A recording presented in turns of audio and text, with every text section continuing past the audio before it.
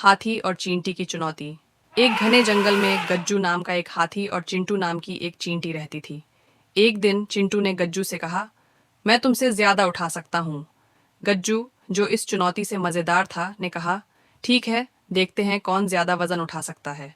गज्जू ने आसानी से एक बड़ा पेड़ का टुकड़ा उठाया, जबकि चिंटू एक छोटे से पत्ते के साथ संघर्ष कर रहा था। मैं तुम्हारी तरह मजबूत नहीं हूं, लेकिन मैं कभी हार नहीं मानता, चिंटू ने कहा, अभी भी पत्ते को अपनी पूरी ताकत से पकड़े हुए। अचानक एक तेज हवा चली और एक पेड़ रास्ते में गिर पड़ा, जिससे रास्ता ब्लॉक हो गया। गज्जू अकेले उस पेड़ को हटा नहीं सकता था, लेकिन चिंटू समस्या को देखकर अपनी चींटी मित्रों को आवाज दी। सभी मिलकर उस पेड़ को रास्ते से हटा दिया। गज्जू हैरान था। तुम छोटे हो चिंटू, लेकिन तुम्हारी ताकत टीम वर्क और धैर्य में है, चिंटू मुस्कुराते हुए बोला। ताकत हमेशा आकार में नहीं होती, ये इस बात पर निर्भर करता है कि हम जो कुछ भी है उसे समझदारी से कैसे उपयोग करते हैं।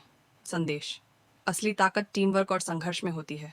दादा और पोते का प्यार। एक छोटे से गांव के घर में दादाजी, उनका पोता हमजा और उनकी बिल्ली मोती साथ रहते थे। दादाजी बहुत ही दयालु और प्यार करने वाले व्यक्ति थे। हमजा उनका सबसे प्यारा पोता था, जो हमेशा उनके साथ खेलता, उनकी कहानियाँ सुनता और उनके साथ हंसता था। एक ख़ास रिश्ता हमजा के लिए दादाजी किसी हीरो से कम नहीं थे। हर शाम वह उनके पास बैठकर कहानियाँ सुनता। दादाजी उसे अपने बचपन की बातें सुनाते, कैसे वे खेतों में खेलते, नदी में नहाते और पेड़ों पर चढ़ते थे। हमजा हैरान होकर उनकी बातें सुनता और सोचता कि काश वह भी उन्हीं दिनों में पैदा हुआ होता। मोती, उनकी सफ़ेद बिल्ली, हमेशा उनके साथ बैठती और हमजा की गोद में लेट जाती। जब हमजा और दादाजी हंसते तो ऐसा लगता जैसे मोती भी उनकी खुशी में शामिल हो रही हो। दादाजी बीमार हो गए। एक दिन अचानक दादाजी की तबीयत ख़राब हो गई। अब वे ज़्यादातर बिस्तर पर ही रहते और पहले की तरह हमजा के साथ ज़्यादा समय नहीं बिता पाते। हमजा को यह अच्छा नहीं लग रहा था। वह दिन भर उदास रहता और बस उनके पास बैठा रहता।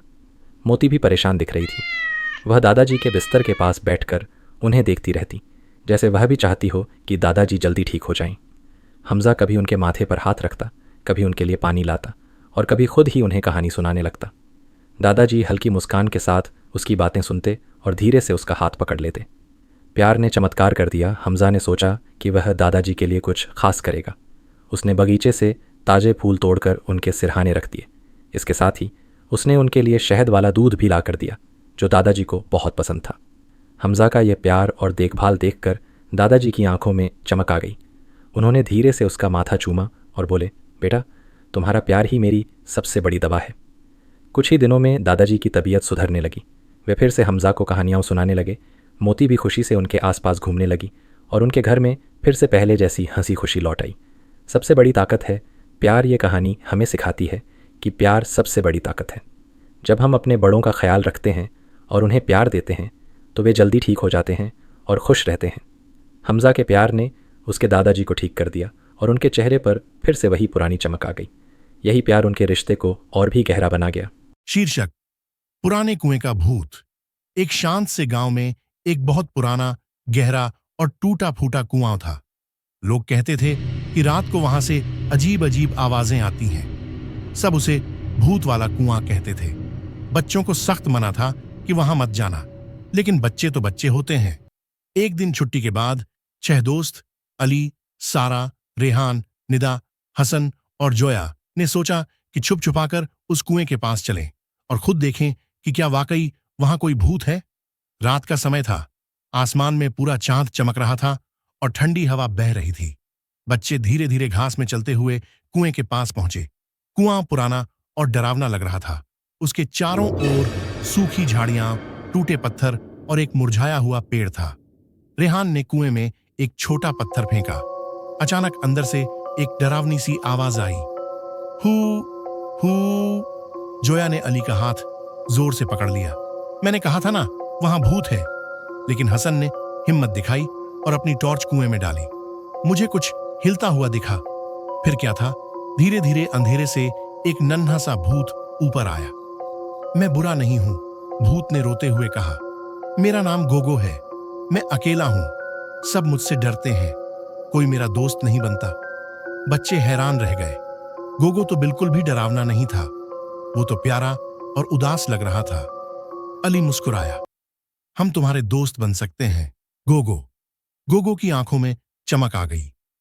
वो कुएं के अंदर गया और एक पुराना सा संदूक ले आया। उसमें पुराने खिलौने, रंग बिरंगे गुब्बारे और मिठाइयां थीं। मैंने ये सब अपने दोस्तों के लिए बचा कर रखे थे, गोगो ने हंसते हुए कहा। उस दिन के बाद गोगो अब अकेला नहीं था।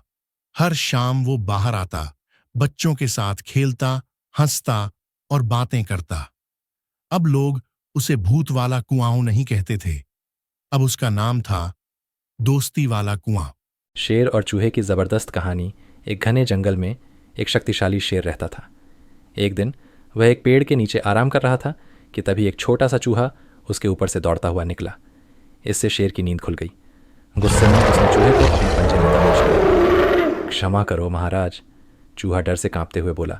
मैंने जानबूझकर ऐसा नहीं किया, कृपया मुझे छोड़ दो, एक दिन मैं आपके काम ज़रूर आऊँगा। शेर हंस पड़ा। तुम जैसे नन्हे जीव से मेरा क्या काम।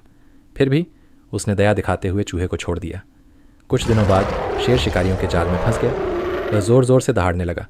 चूहा उसकी आवाज़ सुनकर वहाँ पहुँचा और देखते ही जाल को कुतरना शुरू कर दिया। धीरे धीरे उसने पूरा जाल काट डाला और शेर को आज़ाद कर दिया।